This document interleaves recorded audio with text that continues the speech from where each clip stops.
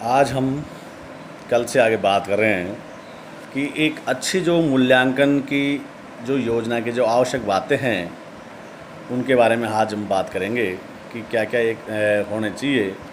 तो सर्वप्रथम हम देखते हैं कि जो इसका जो ऑब्जेक्ट्स हैं, अगर उद्देश्यों की बात करें तो उद्देश्य जो है योग्यता अंकन कार्यक्रम की जो सफलता के लिए सर्वप्रथम हम जैसे जो भी कार्य करते हैं उसके लिए हम जो उद्देश्य लेकर चलते हैं, अगर हमारा उद्देश्य अगर नहीं बनाया तो फिर उसकी सफलता की वही नहीं है। इसलिए सर्वप्रथम जो हम कार्य करेंगे उसको, यानी यूँ कहें कि योग्यता अंकन कार्यक्रम की सफलता के लिए सर्वप्रथम उसके उद्देश्यों का निर्धारण करना चाहिए, जिससे एक निश्चित और स्पष्ट जो हो कि ऐसे नहीं है कि बिल्कुल ऐसे स्पष्ट होने चाहिए कि क्या करना है हमें और किसका मूल्यांकन करना है।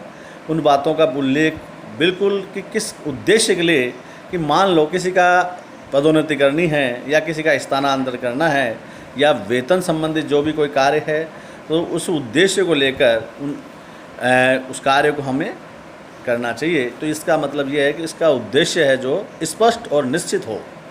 बात करें वर्क स्टैंडर्ड की, बात करें कार्य प्रमाप की, बात करें कि सफलतापूर्वक योग्यता अंकन का मूल्यांकन करने के लिए कार्य का प्रमाप भी होना आवश्यक है। एक स्टैंडर्ड लेवल होना आवश्यक है कि कार्य के आधार पर योग्यता को निर्धारित किया जा सकता है, जिसके आधार पर ही योग्यताओं की क्षमताओं की तुलना की जा सकती है। तो हम देखेंगे कि कौन से व्यक्ति का मूल्यांकन करना है और किस कार्य करना है, उसका एक स्टैंडर्ड, एक प्रमाप, एक लेवल निश्चित कर देंगे कि इस कार्य को करने के लिए इतना कार्य आवश्यक है। अगर बात करें एप्रोप्रिएट मेथड की, बात करें समुचित विधि की बात करें, तो सभी कर्मचारियों एवं संस्था के समान योग्यता अंकन विधि उपयुक्त नहीं होती है। यूँ कहें कि सभी को एक लाठी से हाँकने वाली बात नहीं है। आप जिस कार्य को करते हैं उसके लिए उसके अलग अलग मापदंड है, उनके अनुसार ही उसकी जो मेथड है, उसकी विधि है, उसको काम में लेना चाहिए। यानी प्रत्येक संस्था को अपने कर्मचारियों के अनुसार ही समुचित विधि का चयन करना चाहिए। इस हेतु अन्य संस्थाओं एवं प्रतिस्पर्धाओं संस्थाओं में प्रचलित मूल्यांकन जो विधि है कि तुलनात्मक अध्ययन कर लेना चाहिए। अगर बात करें जो मूल्यांकन सामग्री की बात करें कि रेटिंग जो है मटेरियल की बात करें कि योग्यता अंकन के लिए जो मूल्यांकन की सामग्री से पहले से ही निर्धारित कर लेनी चाहिए। इस सामग्री में योग्यता अंकन प्रपत्र या लेखाचित्र या जांच सूची या कोई भी मतलब जो आपको प्रपत्र चाहिए उसके गुणों का और मूल्यांकन घटकों का भार जो वेट देना है या अंक जो पॉइंट्स आदि निर्धारित करने हैं, ये पहले ही निर्धारित कर लेने चाहिए। उसका वर्गीकरण कर लेना चाहिए कि किस 5 नंबर इसके, 5 नंबर इसके, 5 नंबर इसके, तो इससे आपको कितने नंबरों में से देना है। कि किसी के व्यक्तित्व की है, उसके हाव भाव है, उसका चाल चलन है, उसका वन नॉलेज है, विषय का ज्ञान है, आदि बातों का सबका समावेश उसमें पहले ही कर लेना चाहिए। बात करें योग्यता और ईमानदारी का, जो मूल्यांकन करता है योग्य और ईमानदार मूल्यांकन करता, यानी यूँ कहें कि जो योग्यता अंकन का व्यवस्था है वो सफल संचालन के लिए जो ईमानदारी है या योग्य जो जिस भी योग्यता भी होने आवश्यक है। मूल्यांकनकर्ताओं में जहाँ पक्षपात रहित, विवेकपूर्ण, उद्देश्यपरक या निर्णय करने की क्षमता होनी चाहिए। ऐसा नहीं है भाई भतीजा बात कर ले कि ये तो मेरा जानकार है या उसका जानकार या उसका रिलेटिव है, ऐसे में तो फिर मूल्यांकन करना संभव नहीं है। और करेंगे तो पक्षपात रहित है, उसमें वास्तविक मूल्यांकन नहीं होगा। आगे बात करें जानकारी की, बात करें नॉलेज की, बात करें कि योग्यता अंकन की व्यवस्था की सफलता के लिए यह भी आवश्यक है कि उसमें सभी कर्मचारियों को पर्याप्त जानकारी हो। उन्हें मूल्यांकन की जो व्यवस्था के उद्देश्य, लक्ष्य, उपयोग और मूल्यांकन की जो विधि है, प्रक्रिया आदि की पूर्ण जानकारी होनी आवश्यक है। यानी यूँ कहें कि जो काम करना है उसका पूर्व उसको नॉलेज होना आवश्यक है।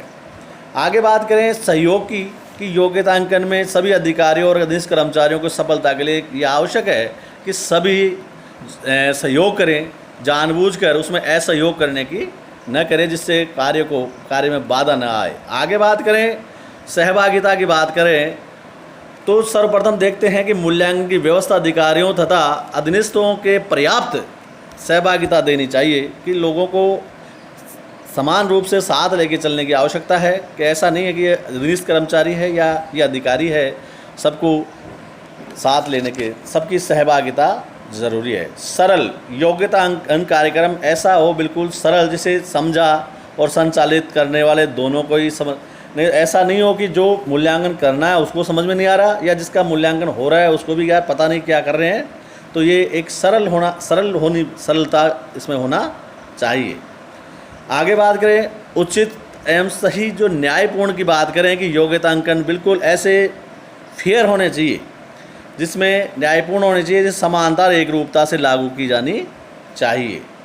विश्वसनीयता की बात करें तो सबसे पहले योग्यता अंकन विधि विश्वसनीय होनी चाहिए, क्योंकि जब तक अगर विश्वास वाली बात नहीं है तो ये मानेंगे कि जब उसकी प्रश्नवाचक चिन्ह लग जाएगा तो उसकी कार्यशैली पे ही जो मूल्यांकन जो है वो वास्तविक मूल्यांकन नहीं होना। तो ये बहुत महत्वपूर्ण बिंदु हैं या पॉइंट हैं।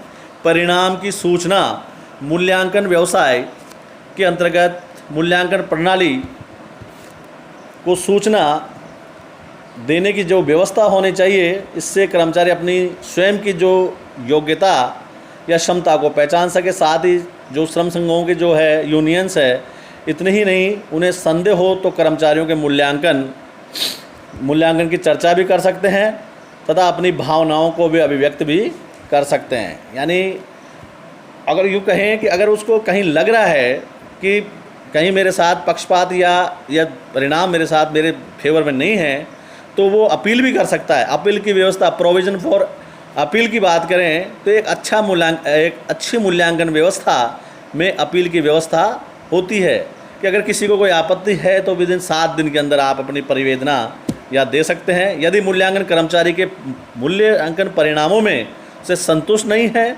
तो वह इसके विरुद्ध उच्च अधिकारियों के पास अपनी अपील भी करना चाहिएगा। इससे कर्मचारी अपने समस्या और शिकायतों को प्रकट कर सकेंगे। किसी भी कर्मचारी के साथ अन्याय और पक्षपात को टाला जा सकता है। मान लो द्वेष भावना से कोई कार्य किया गया हो तो किसी व्यक्ति विशेष के साथ, तो उसको वो उच्च अधिकारियों से अपनी बात को रख सकता है। आगे बात करें प्रेरणा की बात करें तो मूल्यांकन व्यवस्था में ही प्रेरणा की व्यवस्था भी होनी चाहिए, जिसे कर्मचारियों के जो मूल्यांकन परिणाम संतोषजनक हो उसके लिए प्रेरणा या पुरस्कृत व्यवस्था होनी चाहिए। यानी अगर कार्य बढ़िया ढंग से हो रहा है, उनका अच्छा है, तो उनको एक पुरस्कार कुछ चाहे कैश, चाहे सातवाना में कोई या कोई शील्ड कुछ भी देकर उनको पारितोषित करने वाली बात है। अगर बात करें पुनरावलोकन की बात करें, रिव्यू की बात करें, तो मूल्यांकन व्यवस्था का भी ये समय समय पर पुनरावलोकन किया जाना चाहिए, जिससे उसे सुनिश्चित किया जा सके कि यह व्यवस्था अपने को प्राप्त करने में अभी भी सक्षम है या नहीं है। इससे इस व्यवस्था के जो कमियां हैं को दूर किया जा सकता है और परिस्थितियों के अनुसार उसमें परिवर्तन और समायोजन भी किया जा सकता है।